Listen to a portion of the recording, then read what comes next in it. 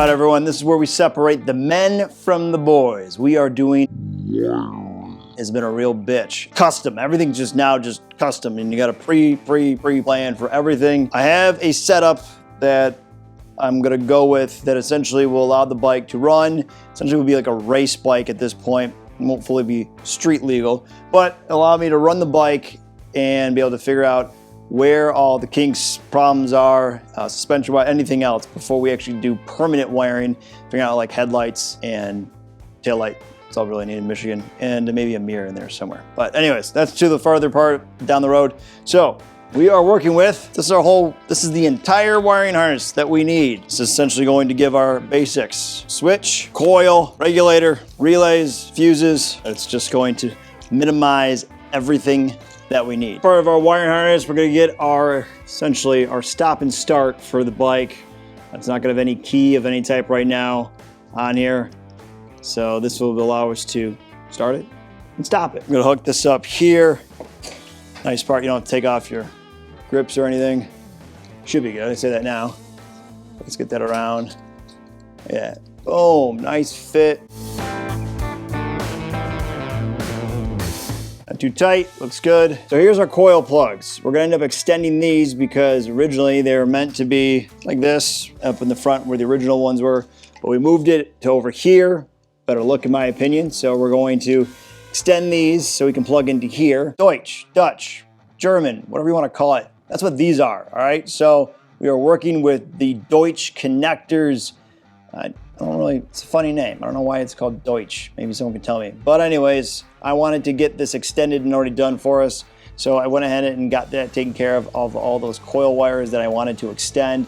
Luckily, I actually found out after I got on the bench, I pulled back some of the heat shrink and was able to extend the wire without having to extend it on top of where it was at. So essentially just exits back off the side. Now I reheat shrinked everything right there, there. So now instead of being so close, we are now away from each other where we need to be.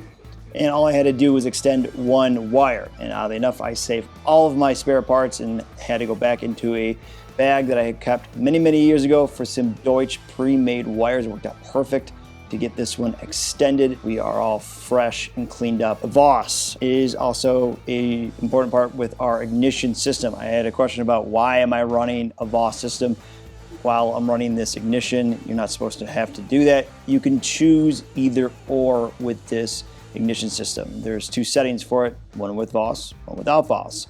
The reason why I'm running Voss is for one, fuel mileage, timing, better throttle response. It is a great additive towards your motor. Do you have to have it? No. Some people are indifferent from it and just never want to run it, never saw the difference from it.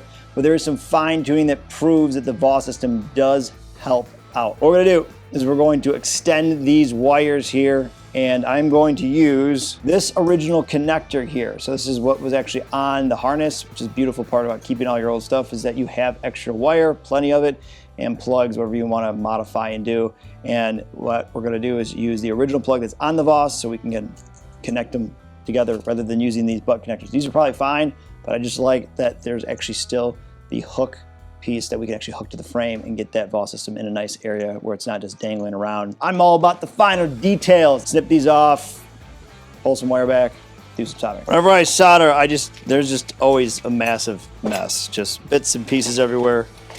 Do not know how to not make it a mess. We're going to trim these back first, cut both these. Keeping the original plug, one part too is that all of the wires I try to keep exactly the same color so I know exactly where they're going. So if there's a problem, we can trace it. Let's strip these back here, take a little meat off there. Spare wires are good on that side. We do not need all this wire. Pretty much it reconnects at the same spot where it's at. Let's place these back. All right, now that being set, we're going to pre-plan for all these heat shields now going on. Throw this over here. We'll cut this down a bit. And we'll get our other ones here going. Try and get just enough to cover our two spots. We'll see how this goes. Sometimes it works, sometimes it doesn't. As far as these heat shields pre-planning here. Got that there. And this one here. That one's set. Solder here warmed up. Looks good to me. Let's get our other wire here. Got all the wire in the world, and now I don't. All together, good to go. So what we'll do is we'll get some straps going here so it doesn't move around on us. That will go under the gas tank there. I did check. So we do have clearance on that side. So we'll give ourselves a little bit more there. There we go. Now the trick is either I'm gonna have to drill a hole right up on top and just feed it from right behind. I'm thinking on the side. Let's go ahead and grab our coil. We'll get that hooked up. All right, so we're gonna run this behind for now. I think I'm gonna end up drilling a hole here. See how that looks with the gas tank on here. Whichever way is less conspicuous on here. Power, rear, and front. And I'm gonna cut that back. These definitely should have been probably a little bit longer. So what we'll do first is we'll get this mounted, then we'll kind of come back to here, free up some of this wire. We're using the original bracket here. Works out perfect for lining up the bolts. Good to go there. That'll split it there, line up onto the tank. A lot of this stuff too that I'm trying to correct, the tank's gonna take care of the overall spot of it, but not having wires up against here. So gotta figure out a different plan on how I'm gonna run them. Probably maybe just drill a hole here and then run the wires up. Would probably the most sufficient way. Maybe I'm gonna think about that one there before we drill a hole, but I like it. It's going there. It's looking good on that side. Made a small mistake, and before I started slashing wires, I realized that the wires on the coil were facing the wrong way, so it just stretched the wires, flipped them back over, perfect fit.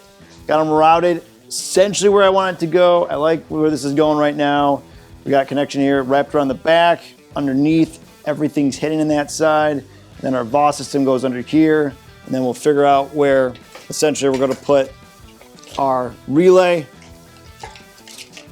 fuse relay combination, our master plug for our ignition module, and then essentially we also have to go back. So this is gonna be interesting. This is for our regulator, and that's up front. So it's gonna have to go that way. Those are just grounds. Oh, that's easy. So a little more configuration we gotta do. I'm gonna get the tool that's proper to actually do these Deutsch clips, so that actually I have an empty one right now that I wanna do for the ignition module, just to make sure that it is perfectly set up to be able to plug into this.